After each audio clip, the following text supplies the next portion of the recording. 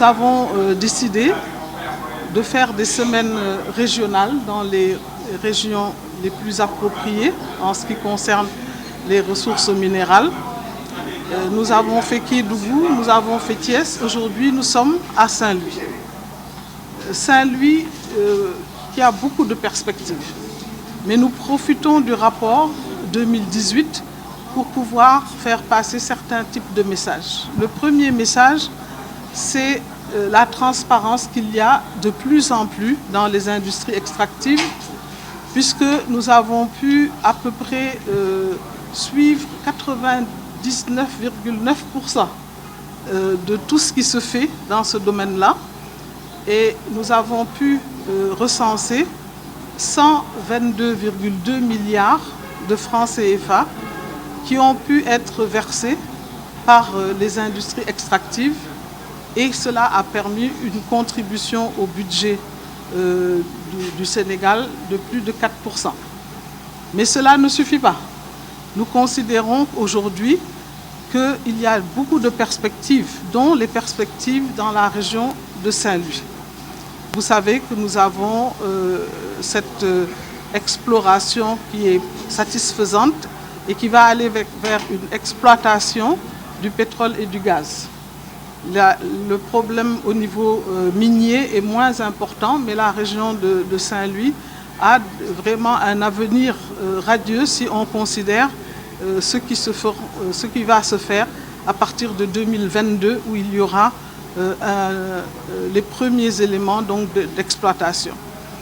Ce que nous avons remarqué aussi, en plus de cela, je parle de tout le Sénégal, il y a eu à peu près 999 milliards de francs CFA qui ont pu être, disons, résorbés par tout ce qui est entreprise autour de l'extraction, c'est-à-dire les services qui ont pu être apportés. C'est dire donc qu'il y a là une possibilité vraiment pour le Sénégal de pouvoir permettre la mise en œuvre de ce que nous appelons le contenu local. Et le contenu local doit permettre aux localités où il y a de pouvoir permettre ce que nous disons même dans la constitution sénégalaise, qui est que les ressources reviennent au peuple, que ce soit une réalité. Notre rôle au niveau de l'ITIE, c'est la transparence, c'est de faire passer les informations, c'est de pouvoir, au niveau de toute la chaîne de valeur, dire comment les choses se passent, permettre un débat public fécond et aussi aux populations d'être informées et de pouvoir vraiment vivre de ce que nous pourrons exploiter dans notre pays. Nous avons eu l'honneur de recevoir aujourd'hui aussi avec nous le Comité national mauritanien, puisque vous savez qu'il y a un travail commun qui va se faire entre la Mauritanie et le Sénégal en matière de pétrole et de gaz. Cette rencontre aussi, je veux le dire, est vraiment importante parce que nous avons toutes les autorités de la région qui sont présentes. Bien sûr, un CRD est présidé par le gouverneur, mais nous avons ceux qui nous accueillent, qui sont les maires et le conseil départemental.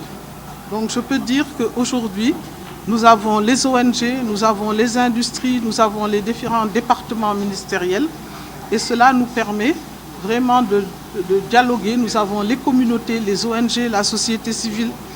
Donc tout ça nous permettra de bien dialoguer, de faire aussi des propositions de réformes, et nous transmettrons tout cela à qui de droit, puisque les réformes sont normalement présentées et portées par le gouvernement. Mais toutes les parties prenantes sont là aujourd'hui, et je voudrais rappeler aussi vraiment le travail fécond qui se fait avec les trois groupes, que ce soit le gouvernement, que ce soit la société civile comme les entreprises. Vraiment, le travail se fait au Sénégal de la meilleure manière. Nous devons continuer comme ça, parce que ce qui se passe aujourd'hui, c'est pour le Sénégal, c'est pour le peuple sénégalais.